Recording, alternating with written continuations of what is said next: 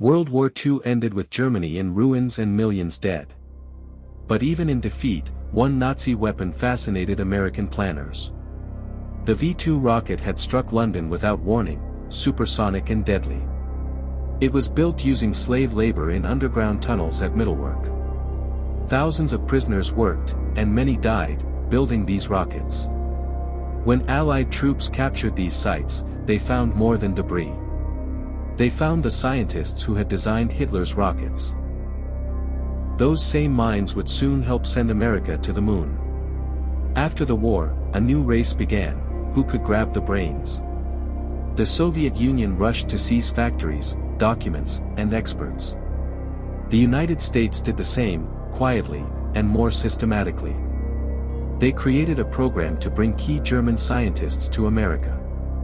On paper, President Truman banned recruiting active Nazis and war criminals. In practice, dossiers were cleaned. Uncomfortable details quietly disappeared. The secret program came to be known as Operation Paperclip. One by one, selected scientists were moved from ruins to new lives. The most famous was Wernher von Braun and his rocket team. They had dreamed of space travel, while building weapons for Hitler. They chose to surrender to Americans instead of Soviets, hoping for a future. Soon, rockets, parts, and engineers were all on the move. Across the Atlantic, secret transports carried them to a former enemy. They arrived not as prisoners, but as specialists under army control.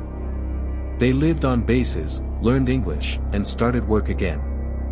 Soon, V-2 rockets were flying again, this time over American deserts. Tests at places like White Sands taught Americans how rockets behaved. The German teams trained American engineers in advanced rocketry. Their work helped shape early U.S. missiles and defense systems.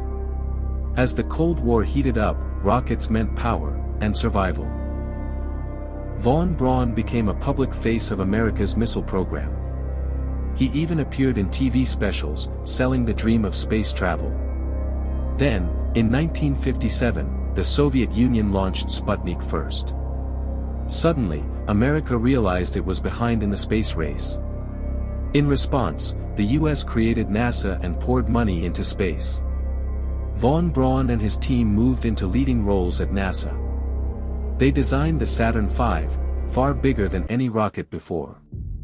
This rocket would carry Apollo astronauts toward the moon. Much of the world saw this as pure human progress. Few realized how closely that progress was tied to past horrors. In public, the darker parts of their history were rarely mentioned. Millions watched the moon landing, unaware of Operation Paperclip's role. Decades later, researchers began digging through declassified files. They found proof of sanitized dossiers and hidden Nazi connections. Some resumes had swastikas replaced with phrases like, "no significant involvement." When newspapers finally ran the story, it shocked many readers. Television debates asked if America had betrayed its own values.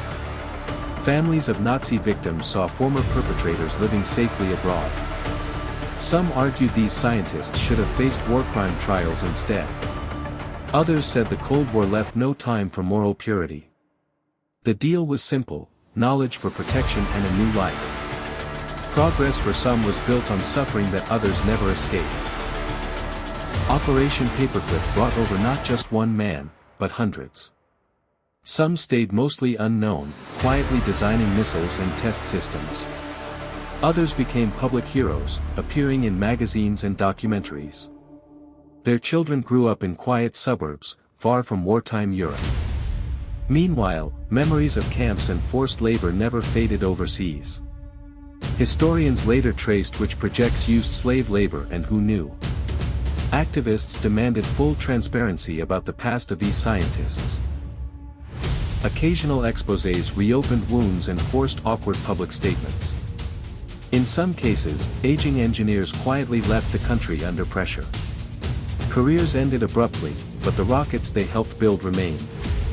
Today, satellites and rockets surround our planet, shaping modern life. Much of that technology traces back to early Cold War rocketry. The line between weapons and exploration has always been thin.